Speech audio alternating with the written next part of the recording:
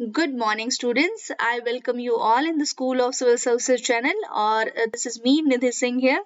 और आज हम डिस्कस करेंगे बहुत ही इस वीक के, इस मंथ के और रिसेंटली जो बहुत ही इम्पोर्टेंट पर्सन्स जो न्यूज में रही हैं उनको हम डिस्कस करेंगे इस वीडियो में। काफी छोटा और कॉम्पैक्ट रहने वाला है।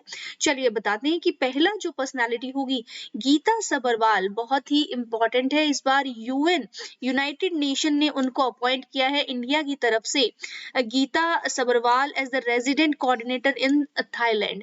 थाईलैंड में रेजिडेंट कोऑर्डिनेटर की एक पोस्ट होती है जो हाईएस्ट रैंकिंग रिप्रेजेंटेटिव होती है किसी भी कंट्री में यूएन के द्वारा, राइट। सो गीता सबरवाल इनको अपॉइंट किया गया थाईलैंड में।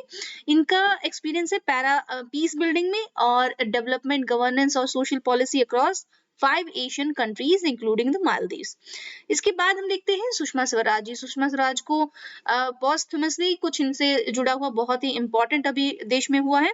ये हमारी पॉलिटिशियन रह चुकी हैं, सुप्रीम कोर्ट लॉयर रह चुकी हैं, सीनियर लीडर रह चुकी हैं भारतीय जनता पार्टी की। उसके साथ साथ उन्होंने minister of elected seven times as a member of parliament रह चुकी हैं। उसके बाद उन्होंने 3 times as a member of legislative assembly रह चुकी हैं। इसके बाद फिफ्थ चीफ मिनिस्टर, दिल्ली में भी चीफ मिनिस्टर एक शॉर्ट पीरियड के लिए 1998 में इनका अपॉइंटमेंट हुआ था। She was called India's best loved politician. इनको बहुत बहुत ज्यादा पसंद किया जाता था। इनका जो भाषण होते थे, इनके भाषण का सब लोग वेट करते थे कब ये बोलेंगी, जब पार्लियामेंट में बोलती थी तो बहुत ही अमेजिंगली ये एक ऑरेटर थी। Then US daily Wall Street Journal ने इनको बेस्ट लव्ड पॉलिटिशियन बोला है। इसके साथ साथ अब मैं बताऊं तो क्यों ये जरूरी है, हमने क्यों इनको शामिल किया है इस लिस्ट में। सेंट्रल गवर्नमेंट ने प्रवासी भारतीय केंद्र है जो न्यू दिल्ली में, उसको सुषमा स्वराज भवन और foreign service institute to Sushma Swaraj institute of foreign service का नाम दे दिया है। तो ये दो जो नाम है वो चेंज हुए हैं सुषमा स्वराज जी के नाम पे। इनको पद्म विभूषण दिया गया है मरने के बाद 2020 में, मतलब लास्ट ईयर इनको पद्म विभूषण दिया गया था। सेकंड हाईएस्ट सिविलियन अवार्ड होता है जो। दलाई लामा जी तिब्बतियन जो आपके धर्मगुरु हैं, आप हम सबको पता है, बुद्धिस्ट मॉन्क है। इसके बाद इन्होंने तिब्बत स्पिरिचुअल लीडर है जो उनका एक बुक आ रहा है the little book of encouragement. ये बुक बहुत इंपॉर्टेंट है ये, और दलाई लामा की तरफ से आ रहा है तो हमारे लिए इंपॉर्टेंट हो जाता है। Next, Ayushman Bharat scheme. अब इससे रिलेटेड क्या है, ये काफी पुराना स्कीम है। आर एस शर्मा को अपॉइंट किया गया है new chief executive officer Ayushman Bharat के लिए। और जो प्रधानमंत्री जन आरोग्य योजना भी इसको बोल दिया जाता है, जो एक इंश्योरेंस स्कीम है, नेशनल हेल्थ अथॉरिटी इसको अपॉइंट करती है। Then Estonia. एस्टोनिया एक कंट्री है, आप देख सकते हैं बहुत ही छोटा सा एक कंट्री है रशिया की लेफ्ट साइड में देख सकते हैं आप। उसके ऊपर फिनलैंड है जिसको कंट्री ऑफ लेक्स बोला जाता है। और इसी तरीके से काजा कालिस, इन्होंने पहली फीमेल प्राइम मिनिस्टर बनी है एस्टोनिया की, जो 2 पार्टी कोalition जो गवर्नमेंट बनी है उसके बाद इनका अपॉइंटमेंट हुआ है जनवरी 26, 2021 को। इसके बाद भावना कांत, इनको कौन नहीं जानता। इस बार 26 जनवरी रिपब्लिक डे परेड में भावना कांत पहली ऐसी वुमेन पायलट थी जो रिपब्लिक डे परेड में शामिल हुई हैं। She will be the part of tableau of Indian air force की जो झांकी होती है उनका ये पार्ट बनी थी।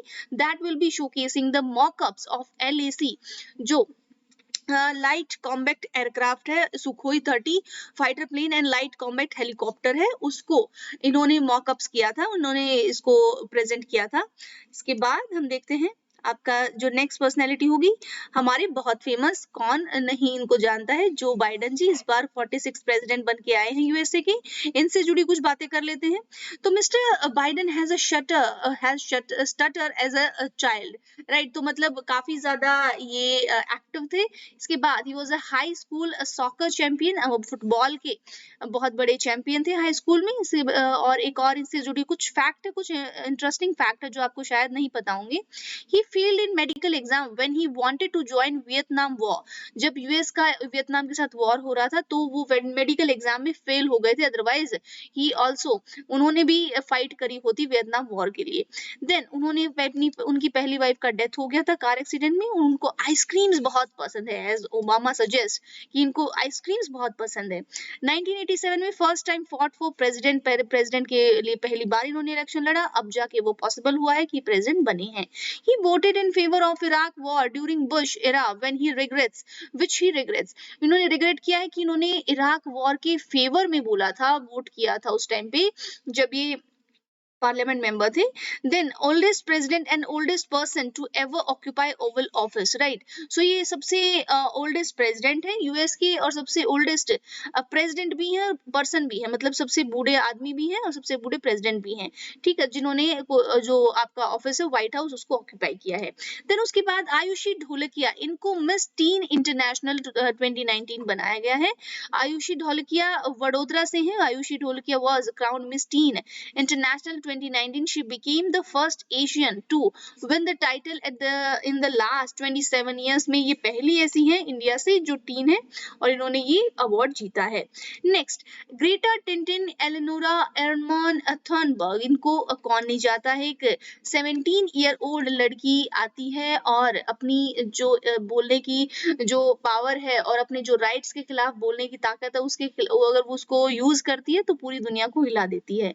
तो ऐसा ही कुछ इंडिया में हुआ है लास्ट मंथ, अभी कुछ दिनों पहले ही ये हुआ है कि इनका जो बर्थ है हम जिनके बारे में जान लेते हैं, 3 जनवरी 2003 को इनका बर्थ हुआ है।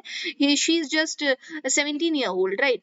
तो स्वीडिश एनवायरमेंटल एक्टिविस्ट हैं और इन्होंने उससे पहले ट्रम्प की भी हालत खराब कर दी थी बोल की। 2 कॉन्जिक्यूटिव नॉमिनेशंस हुए हैं उनके नोबेल पीस प्राइज के लिए 19 में और 20 में, बट अभी तक इनको मिला नहीं है। She tweeted, why are we not talking about it, किसके लिए, हम फार्मर्स के लिए। हैशटैग फार्मर्स भी चलाया, हैशटैग फार्मर भी इन्होंने मतलब काफी चलाया है और इंडिया अगेंस्ट प्रोपेगेंडा काफी ज्यादा यूज किया गया। फिर इनके जो ट्वीट्स हैं उसको पसंद नहीं गए, पूरा गवर्नमेंट एक तरह से हिल गया इनकी ट्वीट से। तो इस तरह से बहुत इंपॉर्टेंट ये पर्सनैलिटीज रही हैं हमारे इस लेटेस्ट टाइम में, रिसेंट टाइम में, सॉरी। तो this is all about today, thank you so much, have a nice day.